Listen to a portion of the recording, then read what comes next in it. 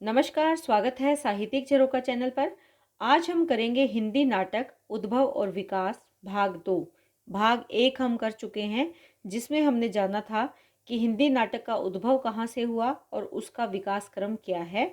आज हम भाग 2 में जो करने जा रहे हैं, उसमें हम देखेंगे कि विकास क्रम किस प्रकार आगे बढ़ा। तो आइए शुरू करते हैं। देखिए, सबसे पहला जो हमने पॉइंट बनाया था पूर्व भारतेंदु युग, जो कि 1857 ईस्वी से पूर्व हमने स्वीकार किया है। ये जो विभाजन है, ये नागरी प्रचारणी सभा, काशी और हिंदी साहित्य कोश के अनुसार किया गया है। तो सबसे पहला पॉइंट हमारा था पूर्व भारतेंदु युग, जो कि 1857 ईस्वी से पूर्व था। दूसरा भारतेंदु युग था, तीसरा प्रसाद युग और चौथा प्रसादोत्तर युग। तो आज हम पूर्व भारतेंदु युग और भारतेंदु युग के बारे में विस्तार से जान रहे हैं। तो देखिए, पूर्व भारतेंदु युग में क्या है। सबसे पहले है संदेश रासक। ये नाटक किसका है? अब्दुल रहमान का है, जो कि 13वीं शताब्दी में लिखा गया। उसके बाद रामायण महानाटक है, जो कि प्राणचंद चौहान का है। 1610 ईस्वी में इसकी रचना की गई। चंडी चरित्र गुरु गोविंद सिंह ने लिखा 1643 ईस्वी में। आनंद रघुनंदन, रीवा नरेश, विश्वनाथ सिंह ने लिखा 17वीं सदी में। हनुमान नाटक कवि उदय का है 1840 ईस्वी में। नहुष गोपाल चंद्र गिरधर दास द्वारा रचित है 1857 ईस्वी में। जब हमने ये किया था कि हिंदी का प्रथम नाटक, ये भारतेंदु ने माना है कि ये हिंदी का प्रथम नाटक है और सर्वसम्मति से आनंद रघुनंदन को हिंदी का प्रथम नाटक स्वीकार किया गया है। अन्य जो यहाँ रचनाएं दी गई है, ये पूर्व भारतेंदु युग की रचनाएं हैं, लेकिन ये हिंदी नाटक की कसौटी पर खरी नहीं उतरती। इनमें से आनंद रघुनंदन को सर्वसम्मति से हिंदी का प्रथम नाटक स्वीकार किया गया है। इसके बाद दूसरा जो समय काल है, वो है भारतेंदु युग 1857 ईस्वी से 1900 ईस्वी तक। देखिए, इसमें सबसे पहले, क्योंकि नाम से ही हमें स्पष्ट पता चल रहा है कि प्रमुख नाटककार कौन है, भारतेंदु हरीशचंद्र है। भारतेंदु हरीशचंद्र के मौलिक और अनुदित दोनों ही प्रकार के नाटक हमें मिलते हैं। इसमें जो प्रमुख मौलिक नाटक है, भारत दुर्दशा है, नील देवी है, अंधेर नगरी और सती प्रताप है।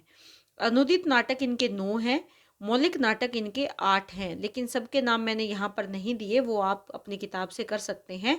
अनुदित नाटक इनके 9 हैं। अनुदित का मतलब क्या होता है?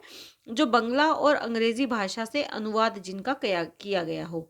ये रत्नावली है, विद्या सुंदर है, पाखंड विडंबन, धनंजय विजय, कर्पूर मंजरी और सत्य हरिश्चंद्र इनके अनुदित नाटक हैं। जो अनुदित नाटक है, ये मुख्य रूप से बंगला, अंग्रेजी और संस्कृत भाषा से अनुवाद किए गए नाटक है। उसके बाद दूसरे प्रमुख नाटककार हैं लाला श्रीनिवास दास। इनके नाटक है प्रहलाद चरित्र और संयोगिता स्वयंवर। राधा कृष्ण दास है, दुखनी बाला और धर्मालाप इनके प्रमुख नाटक है। राधाचरण गोस्वामी के नाटकों की अगर बात करें तो बूढ़े मुंह मुहासे, लोग देखे तमासे और तन मन धन गोसाई जी के अर्पण, सती चंद्रावली, अमर सिंह राठौड़ इनके प्रमुख नाटक है। भारतेंदु युग में ही प्रताप नारायण मिश्र के नाटक भी अपनी महत्वपूर्ण स्थान रखते हैं, जिसमें गो संकट है, हठी हमीर है, कली कौतुक है और संगीत शाकुंतल।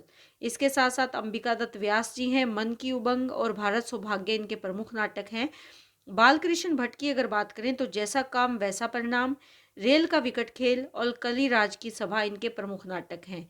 देवकी नंदन त्रिपाठी सीताहरण, लक्ष्मी सरस्वती मिलन और भारत हरण इनकी प्रमुख नाट्य रचनाएं हैं। बद्री नारायण चौधरी प्रेमघन की अगर हम बात करें तो इनके जो प्रमुख नाटक है भारत सौभाग्य और वृद्ध विलाप।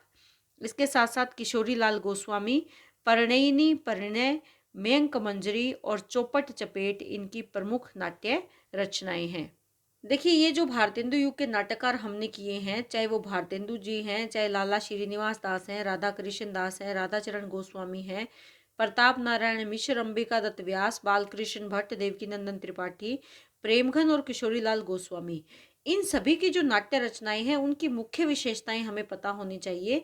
तो यहाँ पर भारतेंदु युग के नाटककारों के नाटकों की मुख्य विशेषताएं जो हैं, वो मैंने सभी की एक साथ लिखी हैं। हास्य व्यंग्य की प्रधानता। देखिए, हास्य व्यंग्य यहाँ पर एक विधा के रूप में प्रयोग किया गया। विधा के रूप में किस प्रकार, जैसे समाज की जो हमारी परंपराएं हैं, रूढ़िवादिता है, या समाज में जो अन्याय है, राजनीति में जो भ्रष्टाचार है, उस पर इन्होंने हास्य व्यंग्य के माध्यम से करारा प्रहार किया है। और भारतेंदु युग के नाटककारों ने इस तरीके को, इस पद्धति को बखूबी अपने नाटकों में स्थान दिया है। दूसरा क्या है, समाज सुधार की भावना। इन नाटककारों ने अपने नाटकों के माध्यम से समाज में जो बुराइयां थी, जो कुरीतियां थी, चाहे वो नारी शिक्षा है, चाहे बाल विवाह है, या सती प्रथा है, इन सभी सामाजिक बुराइयों पर करारा प्रहार किया है और समाज को सुधार करने की भावना अपने नाटकों के माध्यम से व्यक्त की है।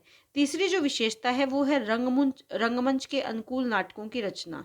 देखिए, रंगमंच पर यानी स्टेज पर एक स्टेज रहता है जिस पर कि पात्र अपनी भूमिका निभाते हैं और उस सामने जो दर्शक है वो बैठकर इसका आनंद लेते हैं या नाटक को देखते हैं। तो रंगमंच के अनुकूल होना चाहिए, यानी पात्रों की संख्या, पात्रों के संवाद, ये सब किसके अनुकूल होने चाहिए, रंगमंच के अनुकूल। यानी रंगमंच को ध्यान में रखते हुए इस समय के नाटककारों ने नाटकों की रचना की है।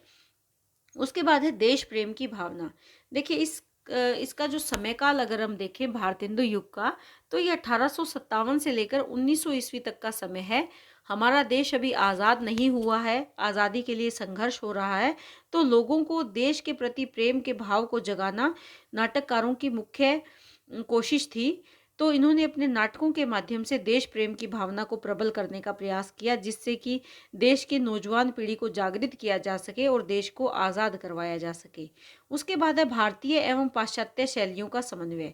देखिए, भारतीय और पाश्चात्य शैली, जो भारतीय शैली है नाटकों में, और इसके साथ साथ पाश्चात्य शैली जो जैसे मंच का आकार, प्रकार, या मंच पर किस प्रकार अभिनय किया जाएगा, ये कुछ एक शैली है जो इन्होंने कहाँ से कि कुछ पाश्चात्य शैलियों को अपनाया और इसके साथ साथ कुछ भारतीय पद्धतियों का भी समन्वय अपने नाटकों में किया है। तो ये भारतेंदु युग के नाटकों की मुख्य विशेषता थी, जिन विशेषताओं को नाटककारों ने ध्यान में रखते हुए अपने नाटकों की रचना की है। तो उम्मीद करती हूँ कि ये जो विषय है आप बहुत अच्छे से समझ पा रही हो। नाटक का विकास क्रम, जिसमें आज हमने 2 पॉइंट, जो पहले पॉइंट थे, चाहे पूर्व भारतेंदु युग है और दूसरा भारतेंदु युग, दोनों के बारे में आज विस्तार से जाना।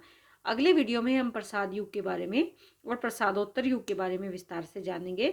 तो उम्मीद करती हूँ कि आप बहुत अच्छे से समझ पा रहे हो। आप इनके साथ के साथ नोट्स बनाते जाएं और इनको थोड़ा विस्तार देते जाएं, जिससे कि आपका एक अच्छा प्रश्न तैयार हो सके। बहुत बहुत धन्यवाद।